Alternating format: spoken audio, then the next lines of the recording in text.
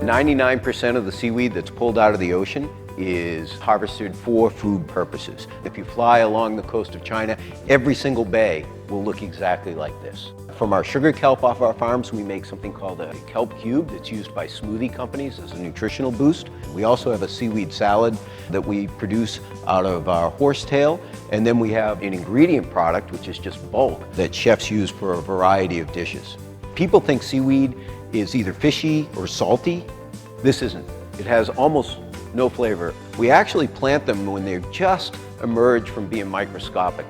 What happens is that kite string spirals off onto the long line, and that's how we transfer our seed from the nursery out to the ocean. 3 weeks later, it looks like the bottom line.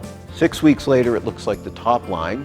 9 weeks later, it looks like the left and the right. We're inspecting it, and then 12 weeks later, we're harvesting.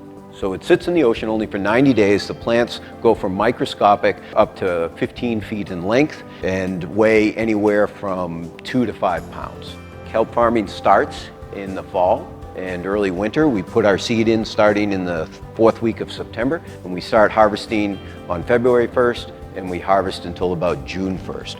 This gives an opportunity for lobstermen who have the skills, the experience, and the equipment to go out and do something in the winter when normally they wouldn't have employment. We generate about 30,000 pounds of food per acre with no arable land, no fresh water, no fertilizers, and no pesticides. We believe that in the future, it's going to be considered the new kale. Kale is a superfood, right? You hear that all the time. The real superfood is kelp.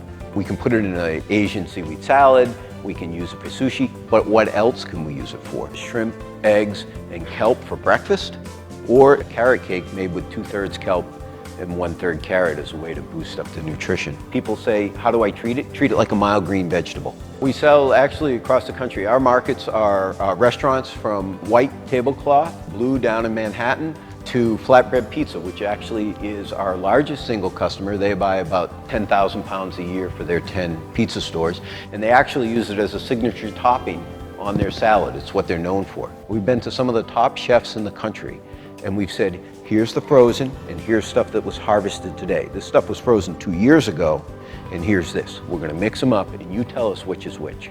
They can't, I can't.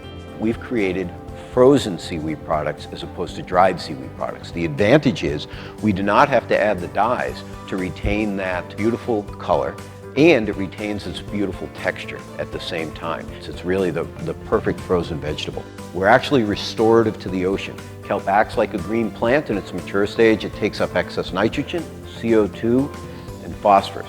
All of the nutrients come down into the ocean, and kelp is a bioaccumulator. We have a challenge in our society in that we're becoming iodine deficient because we don't eat as much iodized salt anymore. So it's a fabulous source of iodine. Seaweeds from the Gulf of Maine have no detectable traces of heavy metals, and due to a concern of our customers, we also had it tested for Fukushima radiation, and it doesn't have any Fukushima radiation. The Korean government released a white paper recently that stated that 7% of the seaweed harvest from their farms last year was contaminated. We think that this is the wave of the future, and we're encouraging lots of other folks to get involved in kelp farming and to start producing less reliance on imported product. So I think there's a tremendous opportunity for us in the U.S.